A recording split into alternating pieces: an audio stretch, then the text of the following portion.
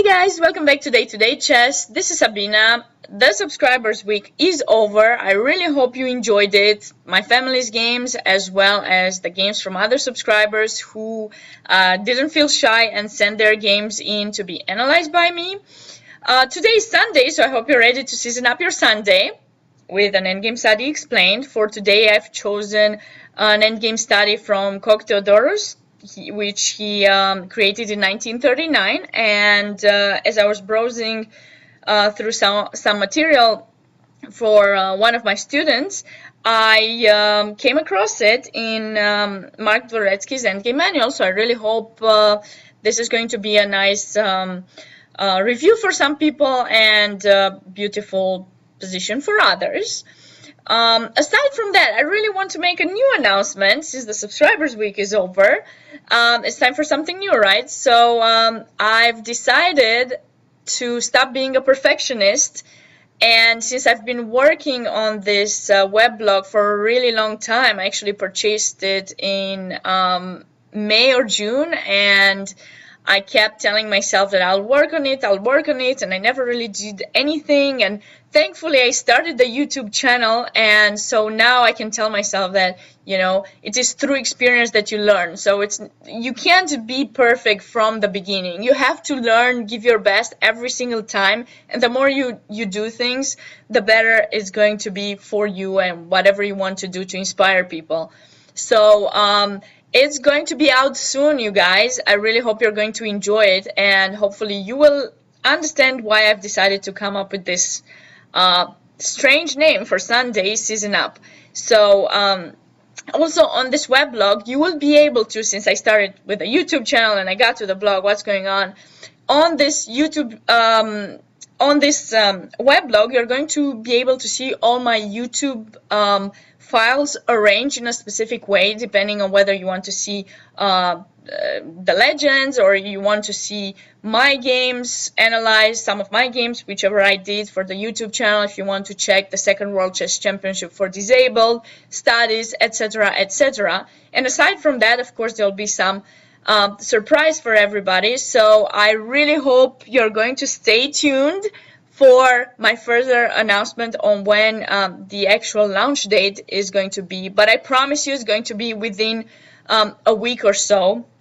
So just to make sure that I've compiled all the YouTube videos there in a right order, and I've written a little bit about everyone so that people have the good way to choose whatever they want to watch, depending on what day of the week it is or what they have in mind to improve or things like that. Anyway, so look forward to that, and let's get started with today's Season Up Your Sunday. Before we start with the actual study that I've prepared for today, I've decided to review this position. This is a very famous position. Actually, I don't know who has created it, but I know that kids are being given this position when they start playing chess. It's, you know, you start the King Pawn Endgame, and then your teachers, your coaches start adding more pawns, and you start trying to figure out how you're going to win or make a draw. So here's one of the positions that often occurs, and everybody has to know it. For those of you who already know it, please be patient or skip the video a little bit further to be able to just check the actual study. But for those of you who are not familiar with this, be sure to pause the video and try to solve it. Okay, so what do we notice in this position? In this position, we notice that the kings are really far away from those pawns, but also we notice that the three pawns are really facing each other. So is there really any way for any of the two colors to actually create a pass pawn? You're thinking. And yes, of course, there is a way, otherwise we wouldn't be giving you this position because it is white to move and white is actually winning. So how does he do that? And this is the way. The reason this position is so important is because you find out different ways to create pass pawns than just the regular one, where you have a majority, you have 2 versus 1, 3 versus 2, or whatever, so on and so forth, and you push the one that's extra. Let's just say this pawn is here, you just push d6, he's going to take, you take back, and there you go, you have the pass pawn. Here, it's a little tricky situation, because let's say in this position if you play a6, this would not be a way to create a pass pawn, because how do you do it? I mean, you attack b7, he can simply take, you take back, and then where's your pass pawn? You haven't created any pass pawn. This king is going to come win that pawn, specifically because he's keeping you from actually coming and defending it, and black is going to win this. Also, not only b takes a6, black can also play b6 in this position, and you know, if you take, I'm not going to take with the a pawn to help you create a pass pawn, not at all. Just take with the c pawn, and then again the same thing happens. You can't actually do anything with your king because I'm first and I'm coming from behind. I'm going to win both pawns and win this with black. So a6 would not work in this position.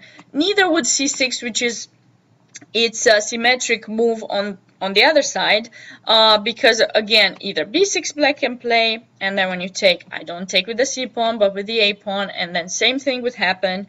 Or I could take in c6, and if you're thinking you took with the b pawn, maybe now I can play b6. Well, yes, you can play b6, but then I'm going to take with this pawn once again, and I keep my pawn in front of yours, so you won't be able to create a pass pawn. In fact, you just sacrifice 2 pawns, and you're going to lose with white.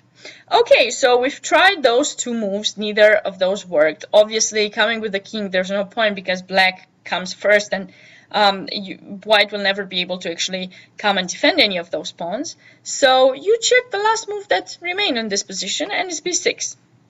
And with b6, as my arrows already point out, you're actually attacking both of these pawns. So black is forced to capture that pawn. They can't just push the pawn because 2 are attacked, and you can't get 2 out of the attack in one move. So if black captures with the a pawn, now you don't just take back here, because what's the point? The idea is, of course, to have this pawn free, and in order to make it passed, you have to get rid of this one to be able to push a6. And the simplest way to do it is to play c6. When black captures, you go a6, and then, of course, you promote. So this is pretty simple. If black captures in a5, now you take in b7, and, of course, you promote next move. What about if black captures with the c pawn? Well, the same thing happens on the opposite directions, right? So when he takes with that pawn, you actually push this one. So if they take here, you take in b7. If they take in a6, you go for c6, about to promote the pawn, and white is winning. So this is very simple, just a reviewing of a famous King Pawn Endgame, and it's going to be a little bit helpful in the following position that we're going to see.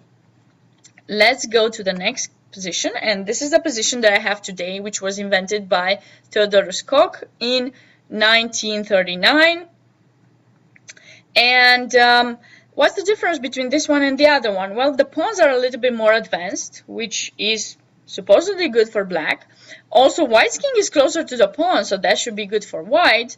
But also this king is still kind of behind the pawn, so if in any ways these pawns get blocked, the king can actually come and eventually is going to win the pawns. So you guys already know probably that once the king is on the same file as the pawns, the pawn that's the furthest one, that's not protected by any other pawn, if the king managed to get on that rank, the opposite king, of course, is going to be able to win that pawn. So this is very important.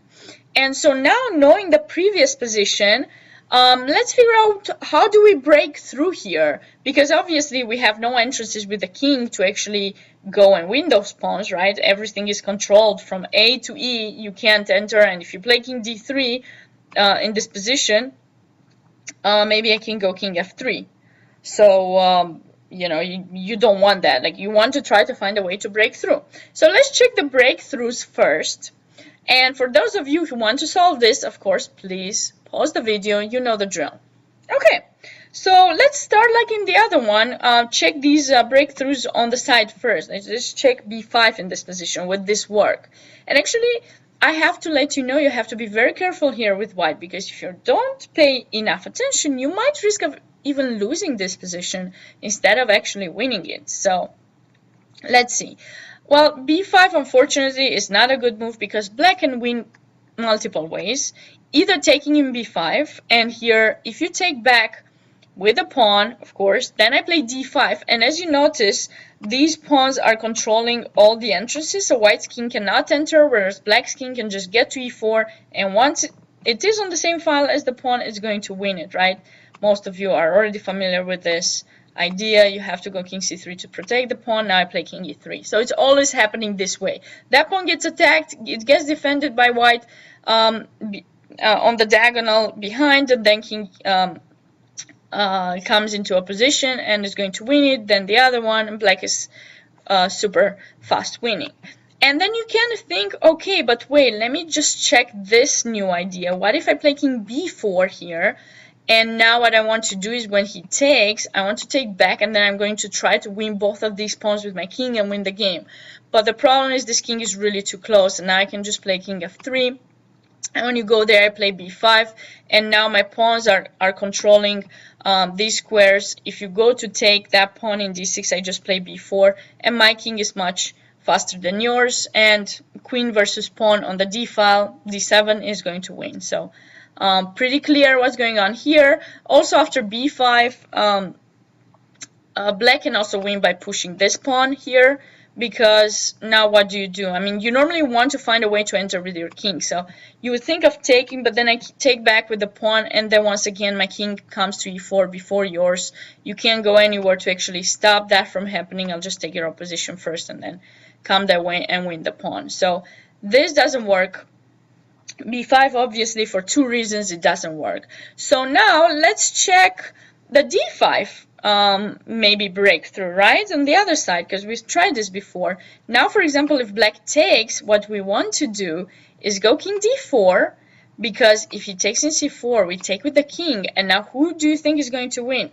White, of course, because now I have the further away pawn that's going to be passed, and your king, as black, is too far away. So now king c6, and you don't have the opportunity of playing both b5 and king c4. If you would, then you would win with black, but you can't. You only can play one, and now I play b5, and I'm winning that position. So, but the problem is d5 still doesn't win, because after d5, black can just go c5 here.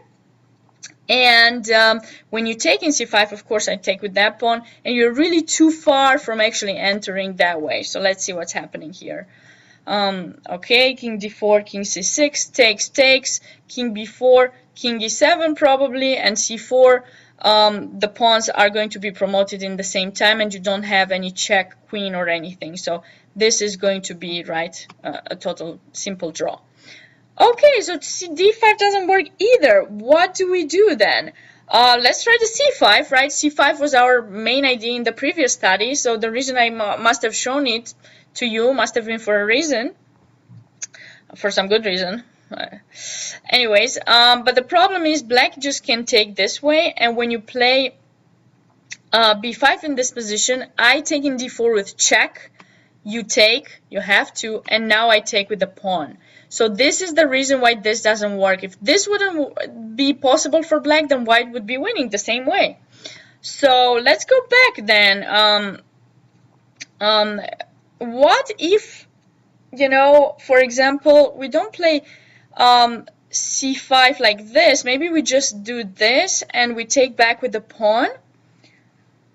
But the problem is black will just take. And now after d takes c5, king f3 is going to be a draw, because I'll be able to win that pawn. You will take the opposition, and right, this is draw. Okay, so we've tried pretty much a lot of the moves, and we realized that the problem is the king. The king is badly placed, so when you play c5, black is going to capture, and then we'll have the opportunity of giving you some check.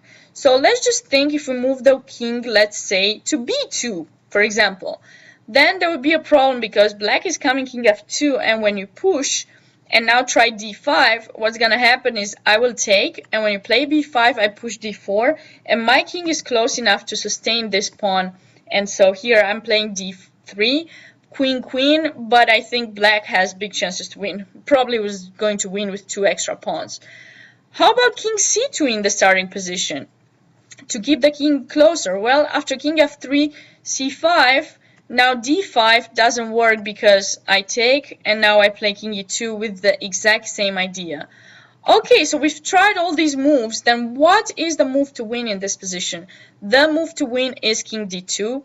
The reason it's such a good move is that now after king f3 we push c5, and the king is actually restricting this one, so after b takes c5 there's no more way for black to actually push the pawns and promote. I hope you enjoyed this. Stay tuned.